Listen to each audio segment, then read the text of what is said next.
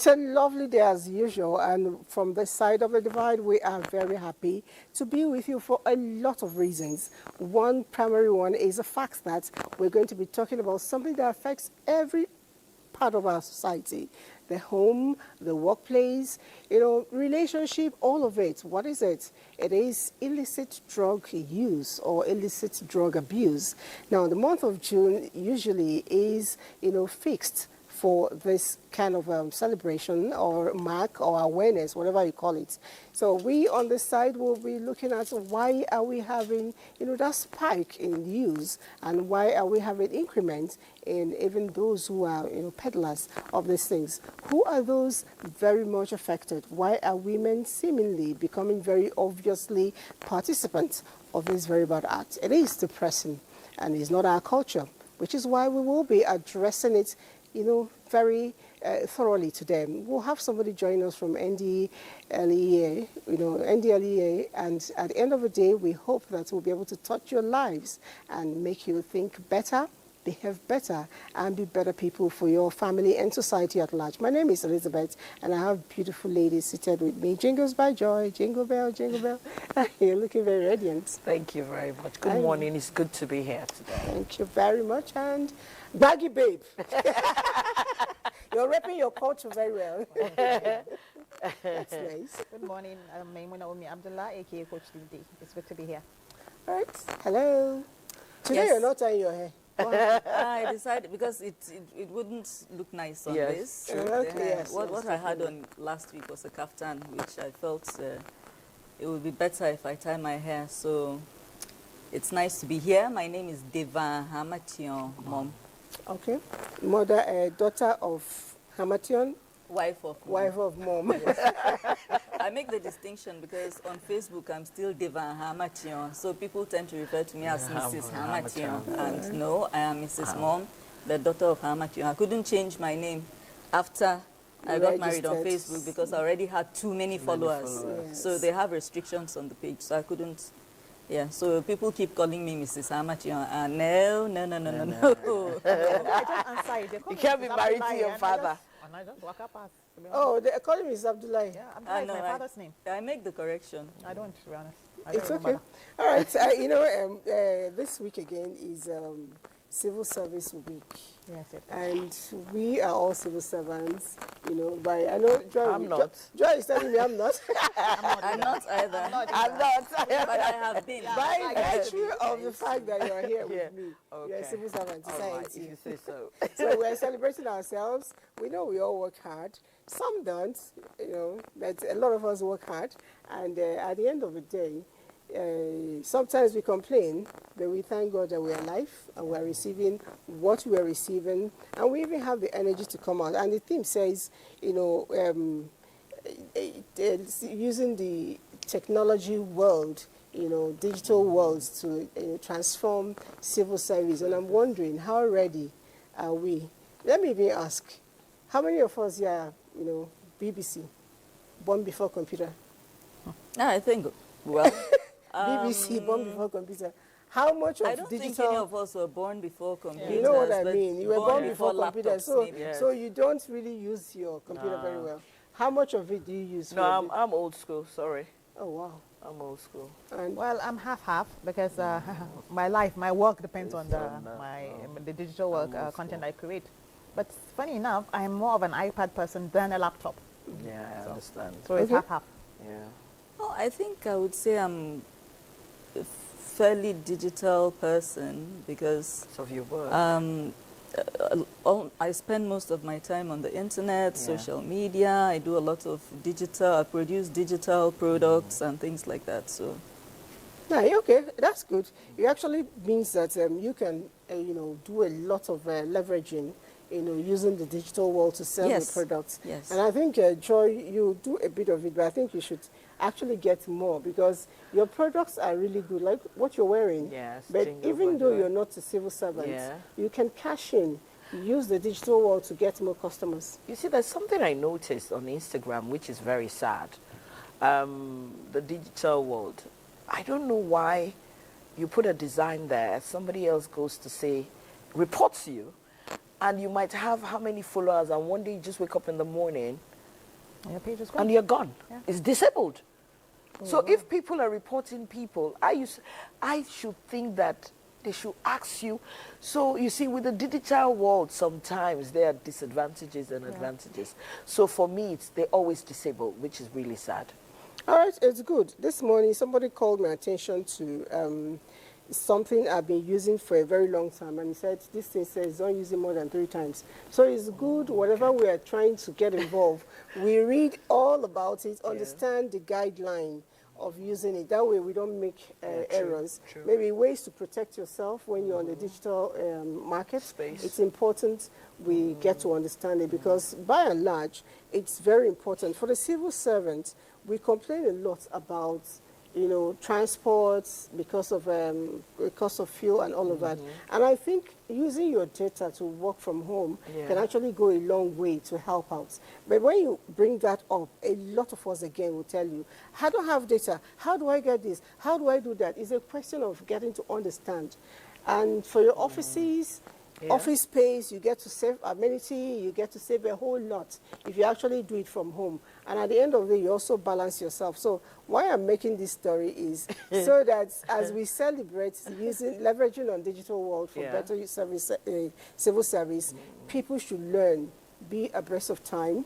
I in the past never really used Google Slides to do a lot of things. I used Microsoft, but I had a boss who came in and insisted I should do it. I was going to pass it down to somebody to get done, but the person wasn't available. I had to sit down. To do it yourself. And I gained the knowledge, really. Yeah, I gained the knowledge. important. And I think I'm trying to use it more often, so I get used to it and be better at it. No, That's but if COVID came, and it worked for us. So I don't see why, after all, abroad and other things, that's what is done, and you get to everything, you get everything sorted. So I think we should learn, and our offices don't have to see us most of the time. True. It's a good way. True. Yes. All right, so our topic again is illicit drug use, and we're going to quickly take a look at holistic look at the statistics of drug use, especially here in Nigeria. It's over to you.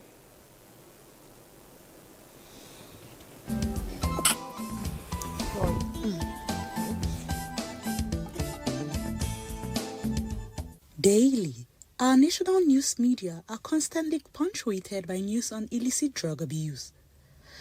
The frequency is fast becoming a pandemic. A recent research by the WHO reveals that drug users represent approximately 0.9% of the world's population, which alcohol abuse accounts for 3.3 million deaths annually, and 31 million people are documented to suffer from drug use. More than 2.6 million people in the 10 to 24 year age bracket die yearly from drug and substance abuse. Drug abuse is the use of illegal drugs or the use of prescribed drugs for purposes other than which it was prescribed for. The abuse of drugs is something that we Nigerians have always partook in, albeit subconsciously. A report by the United Nations Office on Drug and Crime in Nigeria indicates that 14.4% of people aged between 15 and 64 years abuse drugs. Over the years in Nigeria, drug abuse has become more prevalent, especially amongst our youth. Research further shows that in Nigeria especially, there are 4 types of drugs that are being abused: cannabis, heroin, cocaine, and amphetamine-type stimulants and inhalants. Despite the praises that drug addicts may pile on drugs to get people to indulge in taking illicit drugs, drug abuse or drug addiction can lead to low self-esteem, memory challenges, attention deficits, poor social skills, and poor grades for students. More so, the side effects may in some cases not be experienced immediately, but it doesn't negate the fact that at the end of the day, 98% of the time, drug abuse is detrimental to our health. We have discovered that a major factor that pushes drug abuse is curiosity. And to that, we on Conversations believe that it is far more easier to avoid temptation than to resist temptation. So, why don't you stay off any kind of abuse, especially drug abuse?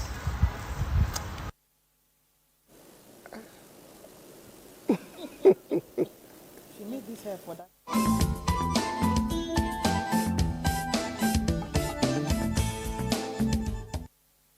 Hey, thank you very much, especially for that hairstyle.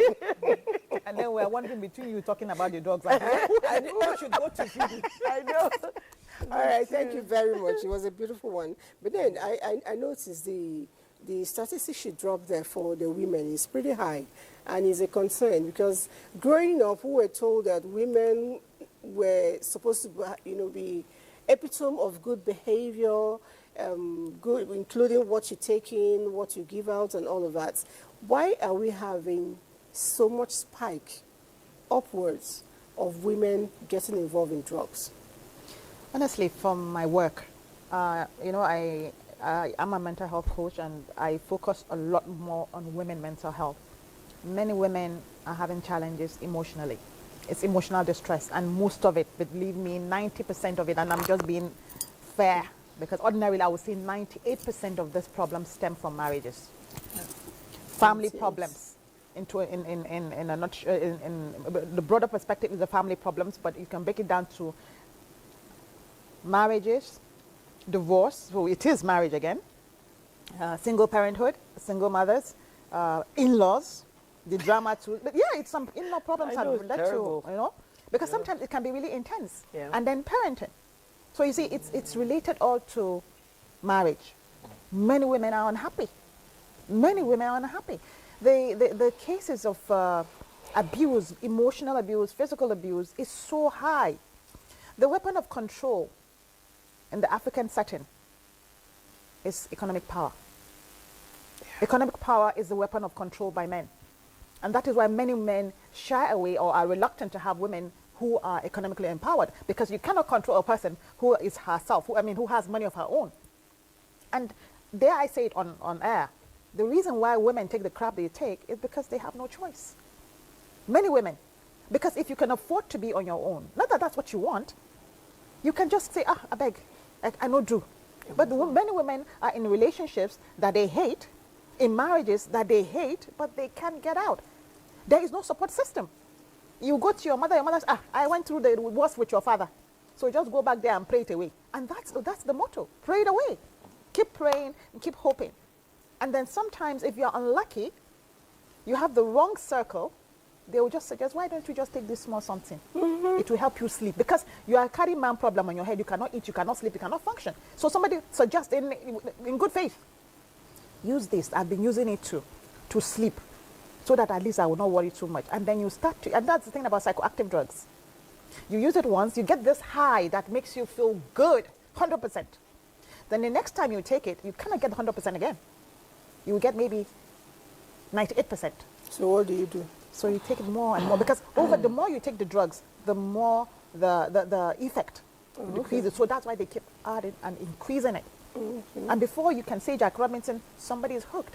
And that's why I tell people, please come from a place of empathy for people who do drugs. I'm not making excuses for them. That's right. But people hardly wake up and say, Kai, it's a beautiful morning, let me take some crack. Yes. Many people who take drugs, many of them are taking it as a coping mechanism, an unhealthy one, but it's a coping mechanism for them. So believe me, that's why I think we have to create more awareness. And I'm not here to play the blame game.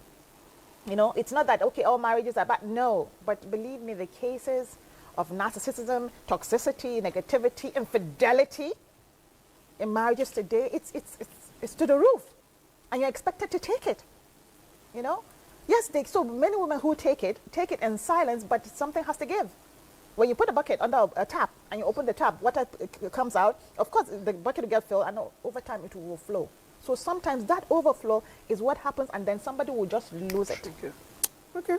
I don't know, Devon, do you seem to agree? Or?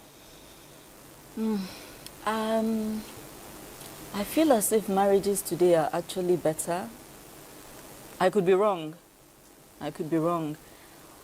I feel as if my mother's generation took far worse from their husbands without becoming dependent on drugs, for instance. Like, I know that in my mother's generation, money or no money, you could run away from that man and your parents would beat you up, tie you up and bring you back and beg the man.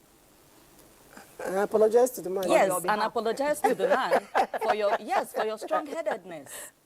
So right out the door, you knew that you didn't have a support system. Even it went beyond your mother telling you, go back and pray. True.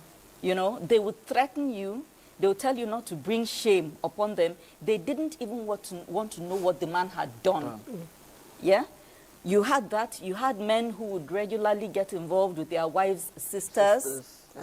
Sometimes to the point of making children with those, and your parents would still be the ones to come and support the man and tell you how you should endure. Because after all, the money is going to remain within the family. He didn't go outside.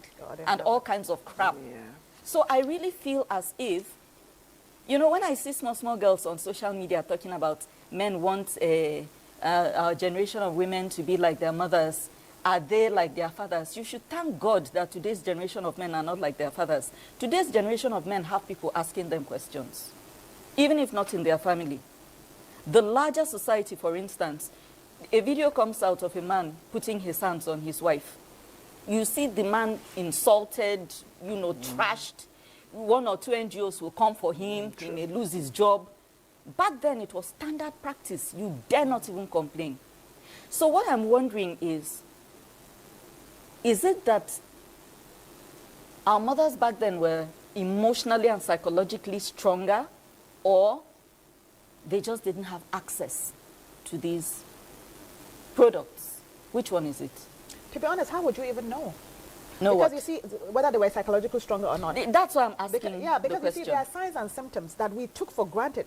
Many of our mothers were really angry women. Oh, yes, they were. So you see, and that's the effect. They were. But these ones that are taking drugs now, are they not angry? They're angry and They're still taking angry the drugs. too. Yeah, so I'm I asking, think my own is... I think it wasn't... my question those drugs is, were not, how did those ones get by without doing drugs? How do you know they weren't doing drugs? That's another thing. You don't know. Because it might be local drugs. Yes. How do we know now that they are doing it? Because of social media. Yeah. It's rampant now. Social. We're more agree. aware now because... You know, I also think that back then it some was much harder some of to those get these drugs Yeah. were there, much harder, definitely, as well. the Indian hemp. Yeah. You know, I think it has always been there. It has always been you there. know, used to cooked and all of that, but it was on a very moderate, ratio. So people didn't get to notice what was going on. But I also think that I pretty much like Devon. I don't think our mothers went that far. Reason was morals were still, you know, held intact. Exactly. A lot of things were still a taboo. You know, I couldn't have seen any lady, if I was in that era, you know, coming out of her house half naked and accept her. In fact, once there was something wrong with you socially, people close their doors. People close their doors against you. When you buy a car and bring to the village, They will ask you questions. they are going to ask, how did he make this money? What are you Is it not these people we just sent to Obodo Yibo to go and study? When did he even come back that he has already bought this kind of a vehicle? They interrogate your source of wealth. You know, because of that, people don't want to be ridiculed. And once they know that you're into ritual money, for instance, nobody wants you to come around their house to befriend their son, talk less of marrying their daughter. So, but now, they'll tell you the end justifies the means. And they will go, they even give you title. Bench in the I church, know, exactly. Because you are And the they highest call you, contributor. and they call you I used to Odogu. hear, they call you Odogu. Odogu. Yeah, thank you. You know this thing you're saying about, you know, all the questions you just said. 2 weeks ago, I had a friend who were quite close. She normally does not talk, but I know she has marriage issues. You know, she has marriage issues, and she bottles them and lies. I pity her and I feel for her. Why? Because you see, you have a bad marriage. So why are you pretending to me, who is single, that you have a good marriage? But you know what? As long as he makes her happy, I don't have a problem. But I realized that we're talking illicit drugs. And I'm happy he's here to... there's a big problem about a particular drug. It's quite expensive, and well, they said it's not illicit. My friend used to be kind of big, and I just realized that every day she's losing weight. And one day I asked her, she said she was taking Ozempic. Many people are taking Ozempic. Ozempic is meant to be a diabetic drug. I do not understand why many women are taking Ozempic to lose weight because they want their husbands to look at them, or their spouses or their boyfriends to look at them as being slim. Have we asked? Did she say that? Did she say that's why she's taking it? Yeah, that's why she's taking it. Taking Ozempic for It's for the weight. No, for weight Yeah. loss, yes. Yeah. But motive. Yeah, What's the the motive. motive? The Did she say it's for her motive is husband? because I think the husband goes for the bottle figure. You know, that's why there's BBL and all that happening right now. And there is a problem. I want people to talk about Ozempic. Ozempic is not safe. Everybody says this person takes it. You don't have a nutritionist. You don't have a doctor that stays in your house. You want to compare yourself with those people who are there, who have the money. Even Ozempic is not even cheap. It's not cheap. It's not cheap. So I don't know. There is a problem. Ozempic has taken over. You And we know, should talk about it. when I read through it, somebody Yeah. was actually trying to buy me into it when I said I wanted to lose weight. And I wasn't losing weight for anybody, it was just for myself. Beautiful. It's good to know. Yes. I said I don't do anything until I go through it and do a lot of consultation. And I didn't even go too deep inside. into it. I got scared because Yeah. number one, it reduces your bone density and it leaves that's your crazy. body open for Ozempic. Yes. Wow, that's it crazy. cuts down your bone density very bad. And then before you know, you reach the age 40 or 50, your body muscles and tissues and all of that are dilapidating, you know, because that's what it's chopping on. At the end of the day, you have more issues before you know it. So if it's not prescribed, don't take it. And if it's prescribed, follow prescription, because even the ones that are prescribed is for a certain number Period of of time. times. You know. Can I quickly add something? You see, our major problem as a people is always looking for the easy way out. Yes. Yes. I agree. Yes. We don't like to do the work. Yeah. We don't want to earn it. You are having problems with your weight, you're having problems with your whatever. You don't go into the problem head on and find solution. You That's want it. quick fix. Yeah. And this is where we are. That's why most of the time It's always illicit about drugs- quick fix. Yeah, that's the truth. And there are some people who are not designed to be slender. Thank you. Thank Simple. you. Just as there are some people who will never gain weight in this life. No matter how much they eat and they They come do. in all different Sizes. shapes and sizes, complexions, heights, and things like that, because variety makes the world go round. And there are men out there who actually prefer plus-sized women. There are men that you cannot pay. No, I mean, like, you should know. Yeah. Like, you should totally know. And Like, then, can I there are add men you something, can't pay to date a woman like that. She has to be Aishwarya big. Rai. Aishwarya Rai was the most beautiful woman in the world. Who? Aishwarya Rai. She was an Indian. Yeah. Her husband cheated. Yeah, it's never about beauty. So it is not about that. It's not It's about not- your yes. size. It's not about you. See, a person who wants to cheat wants to cheat. Yes, yes. You must. that- You that's might be true. the most beautiful woman in the world, but he still wants something You else. are even mentioning Aishwarya Rai, that it took me a second to remember Yeah. who she is. No go for Beyonce. Nko. No. I see how ugly the husband is. It's not about You guys money. are wicked. I mean, it's not about looks. See Beyonce, they resemble Mami Wata. They move out. She makes her own Very money. She's sexy, yes. intelligent. She's I'm got telling you. stars. If she can't cook, she can hire chefs Simple. of international International standards. standards, to cook. yeah. She can hire international standard cleaners to Bam. take care of her house. Jay-Z reduced her to bare minimum by going to follow who, if nobody know. All right. I didn't say You that. understand? Like, I didn't say that I we think will be sometimes having it gives them a flex to someone just from reduce the you. NDLEA to speak to us on certain issues around drugs, especially the spike on the side of a female angle. And I know that Barrister Shadrach Haruna is ready to join us. He is, yes. Okay, let me let you, tell us yourself who you are. Kindly tell us who you are, really. Good morning, viewers. My name is Shadrach Haruna. I'm the secretary to NDLEA, and I head the secretariat of NDLEA. Thank you very much. While we're still on you, we might as well just get it through. While we're talking, we have been, mentioning a whole lot of things about drugs, illicit drugs, and all of that. When do we begin to, can you help us make that clear distinction? I know some time ago somebody asked me, do you do drugs? I said, yes, I do my vitamins and all of that. So I don't know. Give us the decision. Sorry, give you a decision on what? Yeah, give us clarification. When is it bad? Because I know drugs are supposed to help our bodies. When is it now bad that we call it abuse? And which ones are illicit? Oh, okay. Is that what you mean? Well, we have drug abuse and we have the use of illicit drug. Drug abuse is when drug is being used without prescription. And when we say without prescription, is either the doctor did not ask you to use that particular drug for a particular ailment, or you use it over and above the dose required for that particular ailment. And that is when you use illicit drugs for a particular type of ailment. And that is where drug abuse will come in. And drug abuse in the sense of illicit drug is also the use of illicit drugs for whatever purposes you want to use it for, if it is not prescribed by a doctor. And that again itself is a crime. And possession of such drugs, which are classified as illicit, like cocaine, cannabis, heroin, morphine, and so many of them of that class constitute an offense, and it's also referred to as drug abuse.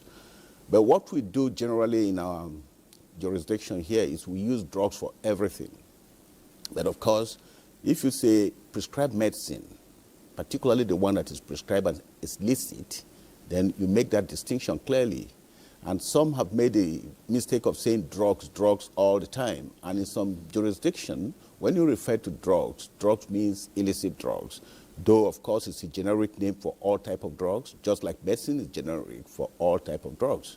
But that classification is always there. But when it comes to abuse of any of this type, illicit drugs is abused when it is not prescribed or when it is overused. Illicit drug at any time is abuse of it, and that will lead to drug dependency, which of course we call it addiction. And when there's dependency on drugs, the tendency is for that person to become dependent solely on such drug, and that will lead to destruction. It leads to the person's becoming useless to the society, to herself or to himself, and that is where the law will come in, that anyone who possesses such illicit drug commits an offense. All right. Just before we joined you, we were talking about the increase in the use of these illicit drugs by women. And on our own, we have actually had a lot of postulations as to why, and the statistical record as well. Could you shed more light? Because recently I know that you were able to nab some women, some of them at the airport, who were actually carrying drugs and also are drug users. My question is, why are women really, getting deeper and deeper into this culture of drug use, illicit drug use? Because in the past, we actually, when we hear people, this person is a drug abuse person, we always give it that gender, the he gender. Why is it now women? Well, drug use is not peculiar to women. Neither would I say it is gender-based. Drug use could be anyone. The prevalence of drug use in the country, in Nigeria now, is huge, just as it is in so many countries in the world.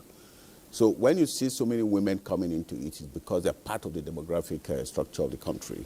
And the reason for that is drug use is prevalence amongst every category of human being, including the gender types you belong to. So basically, when you see women in drugs, of course, in the last survey done by UN, it shows that every 4 drug person who has used drug in the past years, one of them is a woman.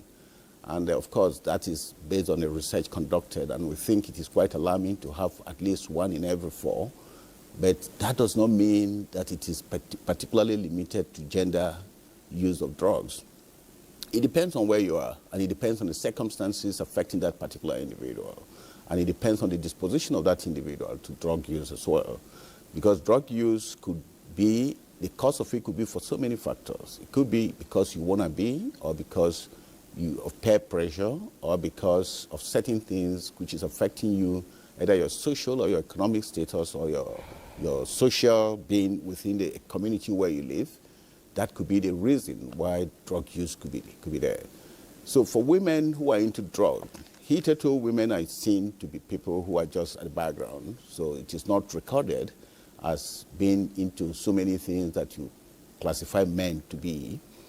But with the statistic coming up, and with the fact that urbanization as well as globalization, we see that women increasingly participate in all activities. And when you see them being visible, you also see they are human beings. They are also visible in the use of certain illicit things. And that's why you say women are increasingly using drugs. But of course, it is not peculiar to women. It is the vice that is affecting every gender in the world now, particularly in the sub-Saharan Africa. All right, so let you take a breather while the women get to talk some more, because as women, one of our primary, concern is our children. And it's amazing. It's I don't know, mind-blowingly annoying that we find out that teenagers are not just taking it, they're also initiating very young people. Have you noticed this trend? There's this particular one in school, a girl who turned 18, and they had to make her take drugs to show that she's capable. And they were chanting when she was able to, sniff in one. They kept going, go this, go this, go this. I don't want to embarrass people, so I don't want to play that video. But I don't know if you've noticed that the young ones are really into it. Well, I think it's been there for some time now. I know. Young people, peer pressure. But they're more audacious now with it. Is it that they are more audacious, or there's more of social awareness, media prevalence? Because I think these things have always been there. It's just now that they take videos of it. Yeah. But from time immemorial, it's been there. It's a sad reality, especially in high schools and universities. It's getting worse. Yeah. In fact, now most people who talk about university, they say this is the trend in universities. Yeah. Sorry. It's That's the truth. Yeah. That's the truth. You see, the thing here is, like we always say that parents should be intentional. There's some certain things parents don't want to discuss with their kids, which I find very, very sad. That was the difference with us. When we were growing up, they used to tell us, be sure of yourself. You should not do this. Don't let this person do this. If you do this, this is what is going to happen. These are the consequences of what's going to happen. But now, the biggest problem I have now is that parents are taking it. Yeah. So their kids are taking it with them. Yeah. Sorry. Yeah. It's happening. What do you mean with them? They're doing it together. They're doing it with each together. other, They're among doing each it other? together. They're doing, now. sweetie. As a parent, As a parent, drugs you see, let me with tell my you. child. Not young children, of Not course. young, not No, I mean child in the I am context telling of you. offspring. Yes. It does happen. You see, it's happening. So the thing here is, why would you not sit your kids down and tell them? You see, that's why most of the time I hardly go to just anybody's place, or I'm not too much of a party person.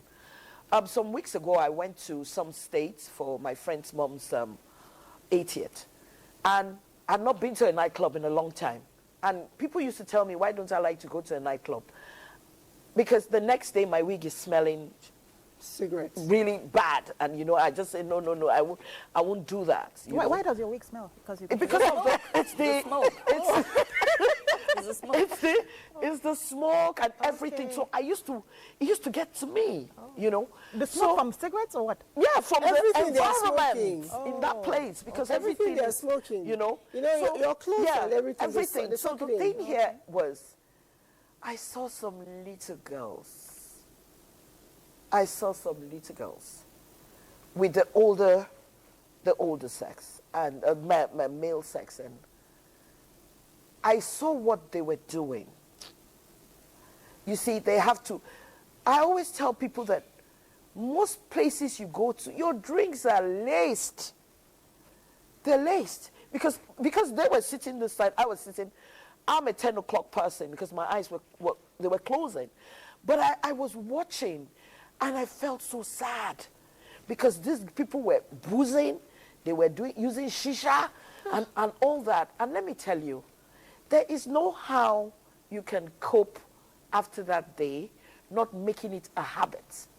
I couldn't wait to get out of that nightclub because one is not my style, and I just feel that many people do this thing to belong. And it's about time the parents tell their kids, look, you don't have to drink, you don't have to take drugs to belong. I don't drink, I have never drank, I have never smoked. Excuse me, I turned out well. So we have to teach our kids there is too much happening. And the minute you start to take the drug, it's very difficult to get out. Yeah. Because even biscuits, I said my story here the day I went somewhere, and I was given palm wine. I like palm wine. Then the minute I took it, I started shaking. Wow. So then I said, oh, sorry, they gave you the wrong one. So then I had to now start doing the water therapy for detox. So too many things are happening. And So there was the right one and the wrong one. yes, for there's the person. right one and the wrong one. But the guy that gave me palm wine gave me the wrong palm wine. The palm wine they gave me, I think it had maybe something Indian hem or something in it. No, this is a big deal for me because for a long time I have been drumming it into my own head and the heads of my children. When you go to a place, please don't take any drink that you did not open by yourself. And as a matter of fact, Very if you important. don't hear the shh, don't take it. Yeah, because they could open it You and know, put something don't else. take Yeah. packet juice anymore Yeah, because they will use inject syringe it. and inject Yeah, it. we know that. You know, but why are we supposed to live in this kind of fear? And my question is, I'll go back to the NDLEA man and get to find out. Luckily, he's a barrister. So I would like to know if, by any chance, somebody spikes my drink, do I have the power of litigation? Can I come to your office? Oh, well, you need to, precisely, you need to have proof that your drink or your food My has been bloodstream spiked. should be able to tell that there was something. Yes, I think what determines the proof is that particular drink could be subjected to scientific analysis to see that it was actually spiked. And being spiked means that it contains other ingredients other than what it should be in that particular drink. So that sense, the elements of the chemical that is contained in it will be analyzed to see that it is drugs or is anything that could cause harm to the person who was taking it. So in that sense, you have to prove as well who had actually spiked it. So the person who owns the place may take the occupier's liability in the sense of saying that, okay, he is the one who actually, you'll be the presumed person who have done it, except you can prove otherwise. But yes, of course, you can maintain an action if such a thing happened to you in a particular environment where you know it is a controlled environment. That's a good one. Now, I'll still be on you and find out. Recently, it's not too recently, but then it used to be within certain class where you go to a party and there are cookies and cakes baked with some funny substance, you know. Now it's even going down to children's party. What awareness is NDLA creating? Because I know tomorrow is drug abuse, the World Drug Abuse Day. Yeah.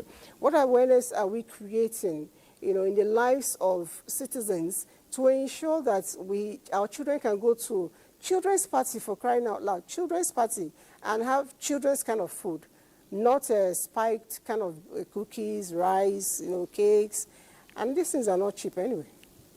Yeah, well, of course, the awareness is there. We have what we call a war against drug abuse, which is a campaign strategy against drug use in schools and in families, with homes and everyone. So parents take primary responsibility in this case.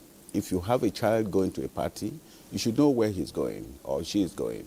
You should know the type of party he or she is attending. And then, of course, if it's an adult child, you should also caution such an adult child, like one of the speakers had just said, please don't take drinks that comes in a pack. And if you're taking anyone in the bottle, make sure that it comes out with a fizz sound before you take it. So all those things are the campaign or are the primary thing that the parents should actually educate their kids before going to any party or going to a social gathering. You know, the primary responsibility is on the parents. And we are educating parents and families as well to see how they can avoid drug abuse or drug use in any environment, including social interactions and parties. We have arrested some of these cookies. We've arrested some couriers carrying cookies and those ones who make cookies as well. We do have quite many of our personnel on that, doing what we call covert operations, particularly those who are manufacturing foods at home or in their factories. We have so many food manufacturers these days, either from home or from anywhere. We have so many people selling food from their home on the internet, and we are monitoring the development of such food manufacturing or such food making. So it is something that everyone, including parents, should take responsibility to ensure that the children are properly educated regarding the type of cookies or type of biscuits or bread or whatever they're taking anywhere. In fact, even as an adult, the speaker had just said as well that he went to a place and was given a wrong palm wine. There's a wrong palm wine, wrong tea, wrong pepper soup, wrong food anywhere you go. In so many of these restaurants, you have to know the restaurant you go to. If you go to Mama Put, and that Mama Put is such a place where they have known customers. When you come in, you signify, they know the type of food they give you. If you mistakenly give a sign, which you tell them, oh, what you need is Colorado in your pepper soup, they'll give it to you. And that's exactly what it is in so many of these eateries you see around. So one has to be careful, and I think we're doing a lot of campaign. We're also doing a lot of covert operations to see that some of these people who peddle drugs in the name of food are also taken off the street. Indeed, we have a lot of information regarding food sellers who lace food for their customers or lace food in tea particularly. You know, they give all sort of exotic teas in parks and in restaurants these days. Some of them have specific customers. Some are laced with drugs, depending on the type of drug you're used to. You come in, they know you, they offer you that one. So we know what is happening. But the most important thing is the primary responsibility resides on the parents to see how they can educate their children and adult child as well, to say, look, be careful where you're going, know what you take. And as an adult, you also have to educate yourself and know the type of restaurant and the type of party you attend. You know, as you talk, I get really scared because where can we run to anymore? I'm really confused. I think it goes back to just eat in your house. We cannot eat in our house all the time. Me, I have this amala. I used to go and buy amala with ewedu and orishirishi and all because my mind is just, it's bugging. I'm going like, oh my God. So is it possible? Let me say this. You see, there are restaurants that you know that if you take anything, you react. That restaurant, if you take anything and there's anything wrong with you, you can actually hold them responsible. Okay. Yeah. If I go to Hilton, for instance, and I take any food there and I come out with any reaction, I want to see what it is that I've taken. And if it's proved that Hilton poisoned the food, I'll maintain an action against them. Or my family will maintain an action against them. If I go to any Mama Put on the street that is not known and you take anything, you can't even go back. You may not even see that woman who sells the food to you. True. Okay. So you have to know, and at least within you know the integrity of the hotel, of the restaurant you patronize. Same with the type of club you patronize or where you go for your drinks. So it's not just anywhere you go for tea or you buy suya or you buy anything. You need to know the integrity of such a place before you settle down to eat. And as an adult, of course, I take responsibility for whatever I do. So I have to make good choices for myself. Yeah. I will not expect that if I go to a restaurant, like I wouldn't want to mention any restaurant, but a restaurant of note, and I eat food from there, and I come back or immediately I take that food, like you took palm wine, and you started feeling somehow, I'll hold them responsible. In fact, I'll call police immediately. But if it's not a restaurant like anywhere on the roadside, it could even be poisoned by the roadside infection or anything. So you have to know and you have to educate your children or your wards or your adult children on where to eat and where not to eat. Thank you. I think that puts that in perspective because most of the places we eat are places we've known for years and we've been eating there because this year my life has been there for over 10 years if I can. All right, it's good to know, but I'd like to now find out, maybe first from the ladies. We talked about children parties and all of that. Sometimes our adult children go out on their own. I recall what my father used to do then. Whenever you step in from wherever you're going to, greeting him, you try to double it. He's raising you up to take a hug. And things that he will say, will really make you funny. He said, "Where did you go to? I don't like your smell." Because he knows that's not the smell you went out with. So if you went to hang out where people smoked, he will perceive it from your hair, your clothes, as he's hugging you. Yeah. And he will warn you. He will say, "Remember, passive smoking is worse than the direct person." Yes. Yeah. So I don't know. That's a sign, showing that I have been exposed to smoking. I don't smoke. So but he saw the fact that I was around smokers and warned me against it. How do I hug a child who's eating a cookie? If is it hugging, how do I spot a child who has been, taking something that is laced? It's hard. It's very hard. It's very, very hard. And this is where I'll beg to differ with the rest of us, although, of course, we're all free to hold our opinions. Yes, these things have been with us forever, but there's a significant spike now. True. Social media is not just drawing our awareness to its existence. Social media is exposing people who would ordinarily never have even considered it to start doing it. Yeah. The world as a whole is more depraved now than it has ever been in every facet. In every facet. There are things that happen that would ordinarily not occur to somebody to do until they notice that, this my peer is doing it, this my peer, this my peer, this my peer, let me try it too. And that is what social media has done.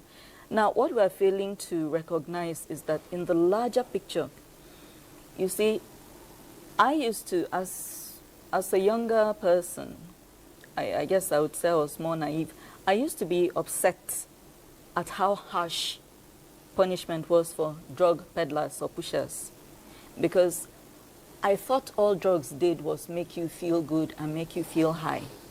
No, drugs push violent crime. Yeah. Drugs spike prostitution. Drugs help every kind of vice known to man to flourish. Yeah. You see these people arming themselves, roaming around, killing people anyhow. Yeah. If you take them and subject them to blood tests, I don't think you'll be able to find one person who is not under the influence of some kind of substance. And that is the bigger picture. Crime as a whole in our country has spiked as a result of drug use. In the military era, you were found drug peddling, it was the death sentence. In this civilian democratic era, I don't know what they do to the people who peddle the drugs, because these are the people actually destroying our society. But they jail them quietly. We don't really know what's going on. It's all quiet. The NDLEA person just spoke about war against drug abuse. I'm hearing it for the first time. Honestly. So there isn't enough awareness about it. Back then, there would be billboards, network news, you put it on, you see that this person has been executed. So it sent home a message. True. So I'm not suggesting that the death sentence be returned, but whatever measures are being taken against drug peddlers should be actively and widely publicized. And when it's done, we should see the people. Exactly, So we should know them, we should know There their should not be names. sacred cows. There should not be sacred cows. Yes. We know that it's the elite that have the access to do these things. Yeah. Why is it that we get hold of the small person, but it never gets traced back to the kingpin? All right, so I hope, Barrister Haruna, you're listening, and that's actually for you. And I'm going to add one more to it. Somebody here says, "Good morning, my name is Prince Chooks from Abuja. I think the government, that's the NDLEA, should stop some local chemists and pharmacies from selling hard drugs like tramadol, and with it, it will reduce the numbers of drug abuse in our country." So I'll roll all this to you. One, Devon wants you to make public the punishment of the peddlers, and then Chooks wants you to also, bar the local chemists from selling hard drugs. Yes, let me start from the one from Chooks. Chooks said we should ban them. Well, the power to do that, we regulate. We actually control so many of these pharmaceutical community pharmacies. We regulate patent medicine dealers. regulating in the sense that we control the type of drugs sold on the counters and all those things. But to ban them, it is not NDLA's power. It's not within the power of NDLA to do that. It's actually Federal Ministry of Health or any other. They gave license to those ones qualified to sell, and NAFDAC also control them. So what we do is to control that illicit drugs or controlled drugs are not sold. And those ones that should be sold with prescription. So that's the sort of thing we do there. We cannot ban outrightly. It's not within the power of NDLA to do that. On the issue of the other one mentioned, that we should make public the type of punishment given out to drug peddlers. Yes, indeed, we have records of people who have been convicted. But the point there is, when a criminal justice action starts today, for instance, somebody is arrested today, you will not see that tomorrow he or she will be jailed immediately. It will take a while. Sometimes it takes about 2 to 3 years. So you may not see the record immediately of those people that have been jailed. You may see the record of arrest and seizures being made by NDLA. But to date, if I give you statistics of the number of people we have convicted in the last 4 or 5 years, we have about 12,000 convicts already. And out of these 12,000, we have barons. Barons are those ones who are real drug distributors. They're the ones who are the basis of everything we're talking about. If you look at the pyramid, it's an inverted pyramid where you have the baron at the base, and you have agents, and then the agents have distributors. So in as much as we go after the distributors and those ones in parties that you see them handling and using drugs, we also trace down the inverted pyramid to the baron. And to date, we have about 90 barons in our net, and some of them have been convicted as well. So indeed, because the conviction comes in trickles, we will not be recording them and saying, oh, we have convicted this, we have convicted that. But it does come out in our reports on a weekly basis how many people we have convicted in a particular week. If you go through weekly review by NDLA, you would have seen that so many people have been convicted of this drug. So we don't do any quiet thing. Death penalty is not something we want to advocate, and I'm glad you said so. We wouldn't want to advocate death penalty. But what we have now serves as a very good deterrent. For instance, somebody could be convicted to go to jail for 15 years, for 7 years, or more than that, and the property or the assets of such an individual gotten through drug sales or drug business will also be forfeited to the federal government and sold. So there's nothing more than decapitating an individual by taking away the assets which he has acquired by reason of that illicit trade. So in the last 2 to 3 years, so many properties, landed properties, high-valued properties have been taken from drug barons and sold. All right, well, time is no longer on our side. Yes. I was actually going to, I'm interested, and Mr. Haruna will have to bring you back, Barrister, because you tell us what happens to those properties. It's a follow-up now. Okay. But for now, our time is no longer ours. On a very parting words, I would like to have your final say to Nigerians on drug abuse. Yep. The spiral effect of drug use is destroying our entire nation, along with the collapse of the justice system. These are two things that need to be rolled back. Okay. And I think Mr. Haruna was talking to me when he talked about drug abuse, because many of us, we just go to the counter because we have a slight headache, we feel feverish, and we buy drugs. So let's watch it. Enjoy. Well, I think the thing here is that the pharmacy, we have to do something with our pharmacies, because I think they're one of the base of the issue we're having right now. All right, my take is, if you think you want to sample drug use and just sample it and see what it is, it's not good. And if you think you don't understand me, I also think you should sample dying and see if you can come back. You can't do it and come back okay, just like you can't die and come back alive. So let's do the right thing. We don't need to test the waters. There's nothing there for us to look at. Be good to yourself, be good to your family, and stay drug-free. See you next week. Thank you very much.